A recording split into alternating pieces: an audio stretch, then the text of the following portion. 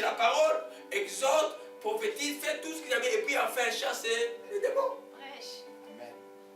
Alléluia. Amen. Amen. Nous comprenons cela. Amen. Ce texte est extrêmement remarquable pour qui n'est plus condamné. Vous allez coupler avec le texte de Romains, chapitre 8, qui dit simplement: il n'y a donc plus maintenant aucune condamnation pour ceux qui sont en Jésus. Pourquoi? À cause de l'œuvre de la croix. Amen. Si tout le monde qui met la croix dans sa maison pouvait comprendre ça, les gens pouvaient être très très joyeux.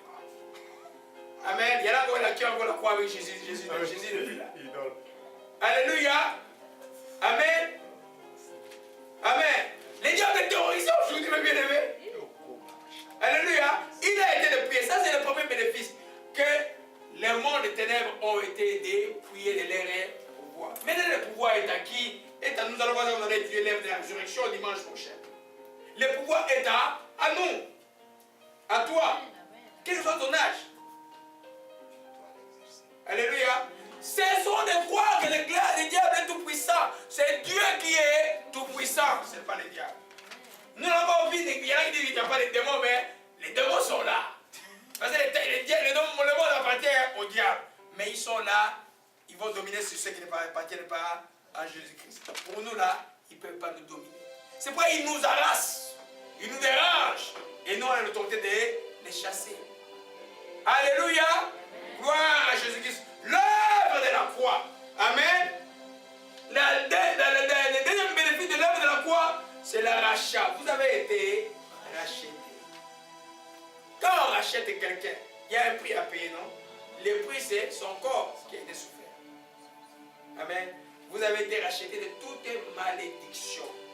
Dites que je suis racheté de toute malédiction. Dites-le, je suis racheté de toute malédiction. Amen. Tu as été transporté dans le royaume de la bénédiction d'Abraham. Tu es béni avec Abraham le croyant. Tu es enfin, c'est pas parce que tu fais des petits coups là. Tu es béni. Alléluia. Amen.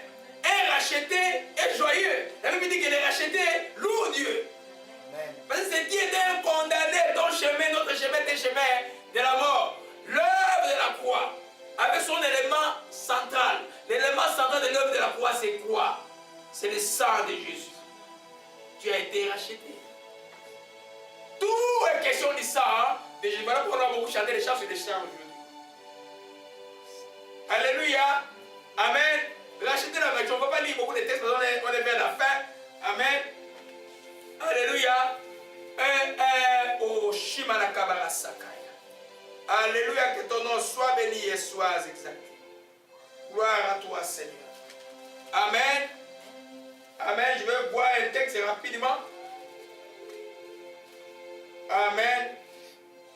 1 Pierre 18 dit, sachant que ce n'est pas pour les choses périssables, pour l'argent et de l'or que vous avez été rachetés de la belle manière de vivre, que vous avez hérité de vos frères, mais c'est par le sang précieux de Christ, comme l'agneau sans défaut et sans tache, que vous avez été rachetés.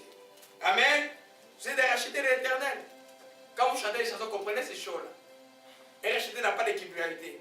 Et racheté n'a pas de mérite. Il n'y a aucun mérite. Celui qui t'a racheté est esclave. Amen. Il n'y a aucun mérite. Tu étais juste passé par sa grâce, il t'a racheté. On va y revenir après. Je continue, je voulais terminer, je vais revenir après dimanche prochain. Le deuxième bénéfice, le troisième bénéfice de l'œuvre de la croix, amen, c'est la guérison. Il dit la guérison au complet. Guérison intérieure, guérison de l'âme, guérison au niveau du corps. Tout a été prouvé pour que tu sois guéri.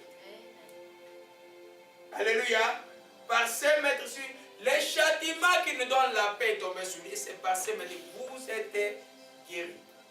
Pierre dit, vous avez été guéris. Quelqu'un qui a été guéri, comment il obtient sa guérison maintenant? Il les reçoit tout simplement. Dites que j'ai été guéri.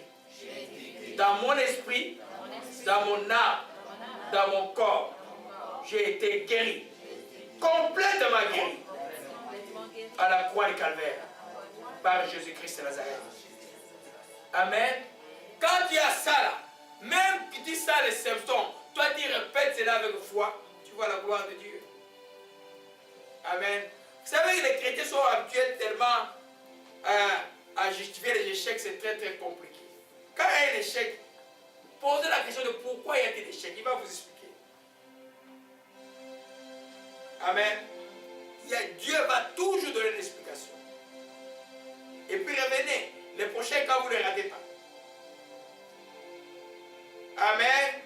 Le troisième bénéfice, on va entrer en détail, toujours dimanche prochain, je cite seulement aujourd'hui, c'est les pardons.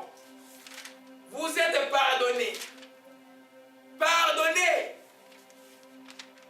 C'est pourquoi, quand il avance pour demander pardon, ton pardon a déjà été acquis simplement le jour où Jésus a rendu l'âme à la croix. Ton pardon a été accompli. Toi, tu le reçois simplement par la foi. Quelle que soit la faute que tu commets. C'est pas on ne gêne pas pour être pardonné. On est sincère pour être pardonné. Ça, c'est compris? Alléluia.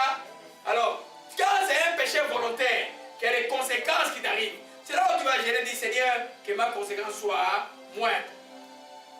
Alléluia. Mais il te pardonne pareil. Alléluia.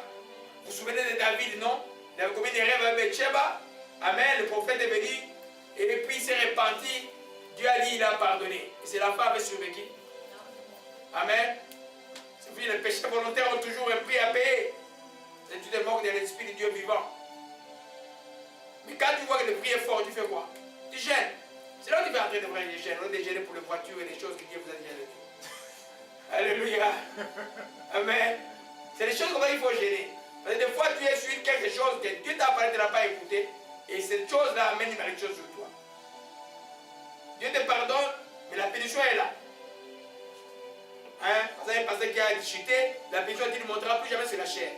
Dieu peut te faire ça, mais il peut faire, ah, je te pardonne, maintenant tu peux monter 5 ans après sur la chair, malgré ton adultère. Et puis les gens vont rire, et puis vont voir, et quand ils vont voir les miracles, tous vont courir, ils vont venir. Amen. C'est peut-être de vivre beaucoup de choses. Hein. Alléluia. Amen. Amen. Hébreu 9, verset 22 à 26, rapidement pour le pardon. Et on va terminer dans 5 minutes là. Gloire à Jésus-Christ pour l'œuvre de la croix. Amen. Hébreu 9, 22 à 26. Non, Hébreu 9, verset 12 d'abord. Alléluia. Gloire à toi, Seigneur, que ton nom soit béni. Hébreu 9, verset 12. Oh, gloire à toi. Hébreu 9, verset 12. Et il est entré une fois pour toutes dans les lieux très saints, non avec les sangs des boucs et des veaux, mais avec son propre sang, ayant obtenu une rédemption éternelle. Amen. Ayant obtenu une rédemption, ou un pardon éternel. Parce qu'il n'y a pas de rédemption sans pardon. Quand on dit aux prisonniers qu'il va, il y a rédemption pour les prisonniers, c'est-à-dire qu'on l'a pardonné, on les a libérés. On a oublié les défenses, on a effacé les records. Amen. Une rédemption existe même dans le droit d'aujourd'hui. Amen. Mais lui, il a fait des rédemptions éternelles parce qu'il est venu lui-même avec son sang, les présenter à Dieu. J'ai payé de mon sang. Parce que vous savez que sans effusion de sang, il n'y a pas de pardon du péché. Alléluia. Amen. Donc, les vieux qui sont dans la culpabilité, il n'y a pas une faute qui peut vous retenir si ce n'est que vous-même et votre incrédulité. Approchez de Dieu, parlez à Dieu sincèrement. Et demandez pardon à Dieu, il pardonne. Quelle que soit la chose que tu as fait. Sauf si tu l'as renié. Alléluia.